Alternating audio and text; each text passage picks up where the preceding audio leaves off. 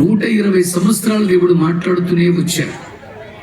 ఆ తర్వాత Euphrates, Tigris అనేటువంటి 2 నదుల మధ్య భాగమైన కల్దీల దేశానికి చెందిన ఉర్రన్న ప్రాంతము నుంచి అబ్రాము అనేటువంటి ఒక ఆయన్ని పిలుచుకొని వారి ద్వారా దేవుడు మాట్లాడారు. అబ్రాము కుమారుడైన ఇస్సాకు ద్వారా దేవుడు మాట్లాడారు. ఇస్సాకు కుమారుడైన యాకోబు ద్వారా దేవుడు మాట్లాడారు. యాకోబు కుమారుడైన యోసేపు ద్వారా దేవుడు మాట్లాడుతూనే వచ్చారు. భయంకరమైనటువంటి ఐగుప్తు దాసత్వంలో ఇరుక్కుపడిపోయిన ఇజ్రాయేలు జనాంగాన్ని విడిపించి నడిపించడానికి మోషేను నాయకునిగా చేసి మోషే ద్వారా దేవుడు మాట్లాడారు. మోషే తదనంతరం యెహోషువ నాయకుడయ్యారు. వారి ద్వారా దేవుడు మాట్లాడారు. ఆ తర్వాత అద్భుతమైన న్యాయాధిపతులను పంపించి దేవుడు వారితో మాట్లాడడం ప్రారంభించారు. ఆ పిదప 17 మంది ప్రవక్తలు వచ్చారు. 5 పెద్దవాళ్ళని, 12 మంది చిన్నవాళ్ళని చరిత్ర చెప్పుద్ది. ఈ 17 మంది ప్రవక్తల ద్వారా దేవుడు మాట్లాడుతూనే వచ్చారు. పాత నిబంధనలో 39 పుస్తకాలలో చివరి పుస్తకం ప్రవక్త మలాకి. నూతన నిబంధన 27 పుస్తకాలలో మొదటి పుస్తకం మత్తయి సువార్త. ఈ మలాకికి మత్తయి సువార్తకి మధ్యలో ఒకే ఒక కాగితం కనిపిస్తుంది. ఆ కాగితానికి కాలం 400 సంవత్సరాల కాలం. దానిని చరిత్రకారులు చీకటి కాలము అన్నారు, డార్క్ ఇయర్స్. నిశ్శబ్ద కాలము అన్నారు, సైలెంట్ పీరియడ్. ఆ సమయంలో దేవోక్తి లేదు. దేవుడు మాట్లాడడం మానేశారు. దేవుని మాటలు లేకపోయేసరికి దేవోక్తి లేదు, ప్రవక్త లేడు. జనులు కట్టులేక తిరుగుతున్న ఆ సమయాన్ని, సందర్భాన్ని చూసిన దేవుడు తిరిగి మానవ కోటితో మాట్లాడడానికి ఇష్టపడి 400 సంవత్సరాల తర్వాత బాప్తిజం ఇస్తున్న యోహాను గారికి తన దేవోక్తిని పంపించారు. వారు అక్కడి నుంచి సువార్త చేసి పరలోక రాజ్య సంగతులను చెప్పి మారు మనస్సు కలిగిన వారందరికీ బాప్తిజాలు ఇస్తూ దైవ పరిచర్య కొనసాగించారు. అనుకోని కారణాల వల్ల వారు జైలు పాలైపోయినప్పుడు ఆ పరిచర్య భారము తండ్రి అయిన దేవుని యొక్క ప్రియ కుమారుడు, ఏకైక కుమారుడు, జనితైక కుమారుడైన యేసుక్రీస్తు వారికి అప్పగించడం జరిగింది. యోహాను చెరబట్టబడిన తరువాత యేసు గలిలయ సముద్ర తీరమున దేవుని సువార్త ప్రారంభించారు. ఆ సువార్త పరిచర్యలో అనుభవాన్ని గడించిన 4 సువార్తలు రాశారు. దేవుని మాట వినడంలోని శ్రేష్టత. అంత మాత్రమే కాదు, హింసకుడను, దూషకుడను, హానికరుడను అని తనంతట తానే పేరు పెట్టుకున్నటువంటి ఒక మత పిచ్చోడు, ఒక మత ఛాందసుడు, ఒక మాటలో చెప్పాలంటే మత ఉన్మాదిగా ఉన్న ఒక వ్యక్తిని దమస్కు మార్గములో తాకీదుల చేత పట్టుకుని గుర్రం మీద వెళుతుండగా గొప్ప వెలుగులో దర్శించి గుర్రం మీద నుంచి పడగొట్టి 3 దినములు అన్నపానములు లేకుండా చేసి అననీయ అన్నటువంటి ఒక భక్తుని ద్వారా భోజనం పెట్టించి బాప్తిజమం ఇప్పించి దమస్కులో సేవకు ప్రతిష్ఠించి కళ్ళకు కట్టిన పొరలను ఊడగొట్టించి పరిచర్యకు నియమిస్తే కొత్త నిబంధన 27 పుస్తకాలలో సగం పుస్తకాలు పైగా అనగా 14 పుస్తకాల విరచితుడు అపోస్తులుడైన పౌలు. వ్యక్తిగతంగా తిమోతికి, తీతుకి, ఫిలోమోనికి రాసిన పత్రికలే కాదు, సంఘాలకు రాసిన పత్రికలు కూడా నిశ్చితంగా చదివితే దేవుని మాట వినడంలోని శ్రేష్టతే కనిపిస్తుంది. యాకోబు రాసిన పత్రికల్లో కానీ, పేతురు రాసిన 2 పత్రికల్లో, యోహాను రాసిన 3 పత్రికల్లో చిన్న పత్రికైన యూదా చివరి గ్రంథమైన ప్రకటన గ్రంథం అంటుంది, ఆత్మ సంగములతో చెప్పుచున్న మాట చెవిగలవాడు వినుగాక. ఎక్కడ ఆదికాండం, ఎక్కడ ప్రకటన గ్రంథం, ఎక్కడ పద్మాసు ద్వీపం, ఎక్కడ ఏదేనో తోట. కాన్సెప్ట్ ఒకటే, వినండి జనాలం. ప్రియమైన దేవుని జనాంగమా, వినండి. మీ దినములు బాగుండాలంటే, మీరు క్షేమకరమైన సంవత్సరాలు చూడాలంటే యోబు గ్రంథం 36వ అధ్యాయం 10-11 వచనాల్లో చెప్పిన రీతిగా ఉపదేశము వినుటకై వారి చెవిని తెరవచేయును, పాపము విడిచి రండని ఆజ్ఞ ఇచ్చును. వారు ఆలకించి ఆయనను సేవించిన ఎడల తమ దినములను క్షేమముగాను తమ సంవత్సరములను సుఖముగాను వెళ్ళబుచ్చగలరు. ఈరోజు వినాలి ప్రియులారా, మీరు వింటూ ఉండగానే దేవుడు అద్భుతాలు చేయడానికి ఇష్టంగా ఉన్నవాడు.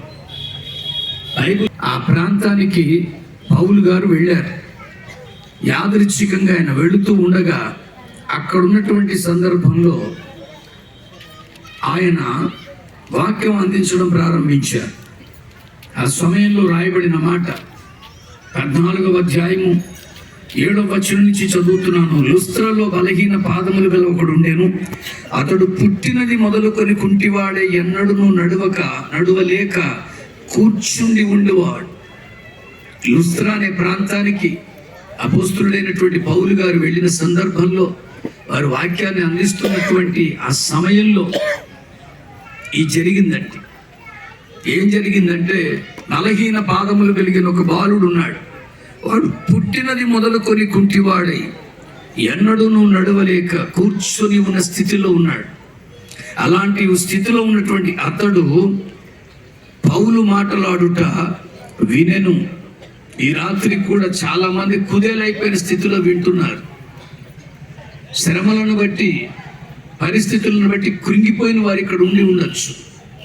ఏం చేయాలో పాలుపోక, ధైర్యం సరిపోక, ఎలాగైనా సరే ఈ సమస్య నుంచి పరిష్కారం వస్తే బాగుండుననుకునే స్థితిలో ఉన్నవారు ఇక్కడ ఉండొచ్చు. నేను అంటున్నాను, అక్కడ లుస్త్రలో ఆ బలహీన పాదములు కలిగిన బాలుడు ఏం చేశాడో ఈ రాత్రి మీరు అది చేయగలిగితే చాలు. అతడు పౌలు చెప్పిన మాటలు వినడం ప్రారంభించాడు. ఆశ్చర్యం ఏంటంటే, అతనికి పౌలు ఎవరో తెలియకపోవచ్చు, కానీ పౌలు యొక్క మాటల్లోని శక్తిని అర్థం చేసుకోగలుగుతున్నాడు. ఈ రాత్రి నిలబడి మాట్లాడుతున్న ఈ లాజరస్ ఎవరు మీకు తెలియకపోవచ్చు. నో వరీస్, అదేం పెద్ద సమస్యమే కాదు. కానీ మాట్లాడుతున్న మాట వినగలిగే మంచి మనసు నీకుంటే, ఆ లుస్త్రలో బలహీన పాదములు కలిగిన బాలుడి జీవితంలో జరిగిన సంగతే ఈ రాత్రి మీకు జరుగునుగాక. అందుకనే అతడు వినడం ప్రారంభించాడంట. అతడు పౌలు మాటలాడుట వినెను. పౌలు అతని వైపు తేరి చూచి స్వస్థత పొందుటకు అతనికి విశ్వాసం ఉండెనని గ్రహించి వింటూ ఉండగా మీలో నాలో జరిగే అద్భుతం అదే. అందుకనే బైబిల్ అంటుంది రోమాపత్రికలో 17వ అధ్యాయంలో చెప్తారు, వినుట వలన విశ్వాసము. ఆ వచనాన్ని మనం చదువుకుందాం ఒకసారి. చదవండి ఒక్కసారి. రోమీలకు రాసిన పత్రికలో, ఆ పరిచర్యలో కొరింథీయులకు రాసినటువంటి 2వ పత్రిక 4వ అధ్యాయంలో 5వ వచనంలో ఒక ప్రత్యేకమైన మాట పౌలు గారు ఉపయోగిస్తారు. అంధకారములో నుండి వెలుగు ప్రకాశించును గాకని పలికిన దేవుడే, అది తన మహిమను గూర్చిన జ్ఞానము యేసుక్రీస్తునందు వెల్లడిపరచుటకు మా హృదయములలో ప్రకాశించెను కనుక మేము మమ్మును గురించి ప్రకటించుకోవట్లేదు, క్రీస్తు యేసును గూర్చియు ఆయన ప్రభువనియు మమ్మును గురించి యేసు నిమిత్తము మీ పరిచారకులమని ప్రకటించుకుంటున్నాం. దేవునికి స్తోత్రం కలుగునేగాక. ఇక్కడ ఉండి నేను నా గొప్పలు చెప్పుకోవడానికి నిలబడలా. ఇన్ని లక్షల రూపాయలు మోషే గారు ఖర్చు పెట్టి వేదికలు వేసింది మా గొప్పలు చెప్పడానికి కాదు, మాకు ఘనత తెచ్చుకోవడానికో, మా ఐడెంటిటీ పెంచుకోవడానికో, మాకు అనేక మందిని ఫాలోవర్స్ని పెంచుకోవడానికో ఈ వేదికలు వేయబడలేదు. ఈరోజు నేను అంటున్నాను, క్రీస్తుని గురించి నీకు తెలియాలి. ఆ క్రీస్తు యేసుని గురించి నీకున్నటువంటి ఆలోచనలో ఒకవేళ ఇంకా సరిగ్గా అర్థం అవ్వకపోతే అది అర్థం కావాలి. అందుకని ఈ రాత్రి ఆ ప్రభువుని గురించి ప్రకటించడానికి మేము మీ పరిచారకులమే. ఇంతకంటే గొప్ప ఆధిక్యత మరొకటి లేదు. ఈరోజు నేను స్పష్టంగా అంటున్నాను, కేవలము మేము మీ పరిచారకులం. ఈరోజు నువ్వు దేవుని గురించి పూర్తిగా తెలుసుకో మిత్రమా. దేవుని యొక్క సంకల్పాన్ని గురించి నువ్వు ఆలోచించు. Why God has sent his only begotten son, తన ఏకైక జనితైక కుమారుడైన క్రీస్తుని పంపవలసిన అగత్యం ఏం పట్టింది? ఎందుకు యేసుక్రీస్తు మానవ రూపంలో జన్మించవలసిన అవసరత ఏర్పడింది? ఈ యొక్క ప్రత్యేకమైనటువంటి సంకల్పాన్ని నువ్వు అర్థం చేసుకోగలిగితే ఆ భక్తి నువ్వు సార్థకత చేసుకోగలవు. మొట్టమొదటగా ప్రతి ఒక్క జీవి, ప్రతి ఒక్క మానవుడు, ప్రతి ఒక్క ప్రాణి దీని గురించి ఆలోచన చేయాలి. First of all we are suppose to think about our existence on earth. ఈ భూమి మీద దేవుడు మనకి ఇచ్చిన ఉనికిని గురించి ఆలోచన చేయండి. అందుకని అంటున్నాను, సైన్స్ ప్రకారంగా, గైనికల్గా, జెనెటికల్గా పురుషుని యొక్క వీర్యంలో లక్షల శుక్ర కణాలు ఉంటాయి, లక్షలు. ఆ లక్షల శుక్ర కణాలలో ఏదైతే అత్యంత వేగవంతంగా కదిలి స్త్రీ నుంచి విడుదలైన శోణితంతో ఫలదీకరణం చెందుద్దో అదే అండమై పిండమై మనం పుట్టాం. ఇది జగద్విదిత సత్యం. దీనికి మతం లేదు, కులం లేదు, దీనికి వేరే భాష్యం లేదు. ఈరోజు ప్రతి పుట్టుక ఇలాంటిదే. ప్రపంచంలో ఎక్కడైనా ఇదే విధానం. కనుక ఆలోచన చేయండి. అలాంటి ఒక శ్రేష్టమైన పుట్టుక ఇక్కడున్న వాళ్ళందరికీ దేవుడు ఇచ్చాడండి. ఈ బ్రతుకు ఒక విలువ ఉంది మిత్రమా. ఊరికే నువ్వు నేను పుట్టేలేదు. మన పుట్టుక వెనుక దేవునికి ఒక సంకల్పం ఉంది. ప్రతి మానవ బ్రతుకుకి దేవుడికి ఒక సంకల్పం ఉంది. Do not degrade yourself. నిన్ను నువ్వు తగ్గించుకోకు. నిన్ను నువ్వు చేతగాని దానిలాగా నువ్వు చిత్రీకరించుకోకు. There is a great purpose behind your existence. నీ యొక్క నా యొక్క ఉనికికి దేవుని యొక్క ప్రణాళిక ముందుగానే సిద్ధపరచబడి ఉంది. నేను మళ్ళీ అంటున్నాను, నేను శారీరకంగా మన సిరివెళ్ళ హానోకు గారు మనలాగా ఉండరు. మన వలె వారి అంగాలు ఉండవు. వారు శారీరకంగా వేరొక స్థితిలో వారు ఉన్నారు. కానీ ఒక మాట చెప్పునండి, నేను ఇలాగ ఎందుకు పుట్టించావు నన్నెందుకు ఇలా చేసావు, అందరూ బాగున్నారు, నేను ఇలా అయిపోయానని నాకు తెలిసి ఆయన ఏ రోజు అనుకోలే. ఆయన ఒకటే అడుక్కున్నాడు, ఏమనో తెలుసా, నేను ఇలా పుట్టినా సరే నన్ను నువ్వు వాడుకో అంతే. కఠినాత్ముడైనట్టి సౌలునే నీవు మార్చి, కఠినాత్ముడైనట్టి సౌలునే నీవు మార్చి, బలమైన కార్యములు జరిగించినవయ్యా, బలమైన కార్యములు జరిగించినవయ్యా. బలహీనమైనట్టి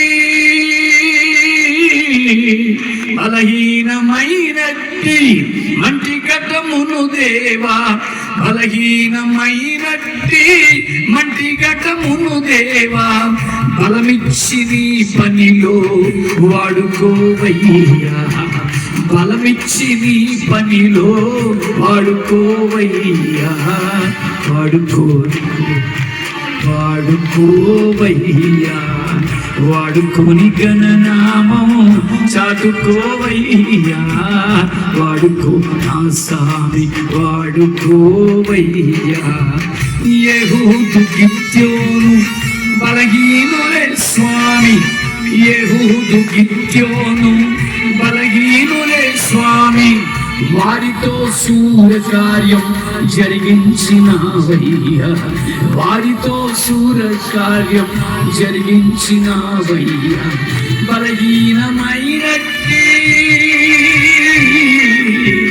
యేసయ్యా,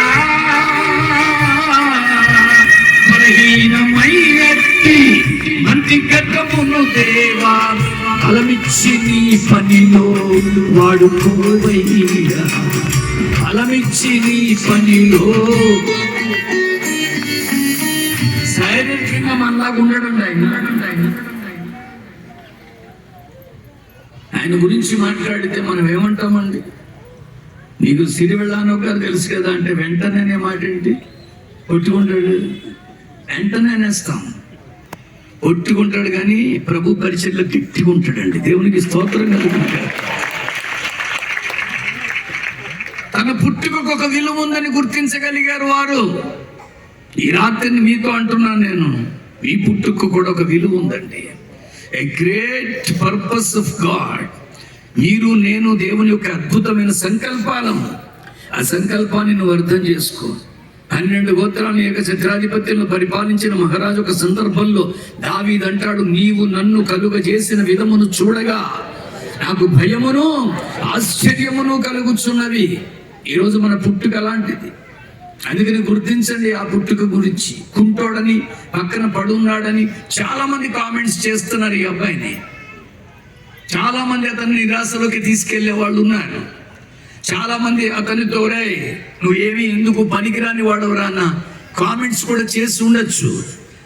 అలాంటి కామెంట్స్ నీ జీవితంలో నువ్వు కూడా అనుభవించేవేమో మిత్రమా. నిన్ను కూడా ఎవరైనా ఎగతాళిగా మాట్లాడుతున్నారేమో, నిన్ను కూడా అప్రయోజకుడని ఇప్పేసి నేను ఎవరైనా అంటున్నారేమో. No more worries. నేను మళ్ళీ అంటున్నాను, ఆ లుస్త్రలో బలహీన పాదములు కలిగిన బాలుడు చేసిన పని చెయ్యి. అతనికి పౌలు ఎవరో తెలియకపోయినా, though he was not acquainted with Paul, he started listening. వినడం ప్రారంభించాడండి. నువ్వు వినగలిగితే చాలు మిత్రమా, దేవుడు నిన్ను చూస్తున్నాడు. ఆశ్చర్యం ఏంటంటే పౌలేని అతను వేగు పర్టికులర్గా చూడట్లే. ఇక్కడ అందరినీ నేను గమనిస్తున్నాను, ఎవరిని ప్రత్యేకంగా నేనేమి చూడట్లే. కానీ అలా ప్రత్యేకంగా చూసేవాడు ఒకడు ఉన్నాడు, ఆయనే ప్రభువు. ఏమే ఈ రాత్రి నువ్వు ఏ స్థానంలో నిలవబడి కూర్చొని వింటున్నా, నిన్ను చూస్తున్న దేవుడు ఇక్కడే ఉన్నాడండి. నీ ప్రతికూల పరిస్థితులను చూస్తున్న దేవుడు ఇక్కడ ఉన్నాడు. నువ్వు పడుతున్నటువంటి అవమానాన్ని చూస్తున్న దేవుడు ఉన్నాడు. నీ మీద ఎగతాళిగా మాట్లాడుతున్నవన్నీ చూస్తున్న దేవుడు ఉన్నాడు. అందుకనే ఆయనకి చూచే దేవుడని పేరు. తన ప్రజలైన ఇశ్రాయేలీయులు నలిగిపోతుంటే మోషేను దేవుడు పిలుచుకున్నాడు.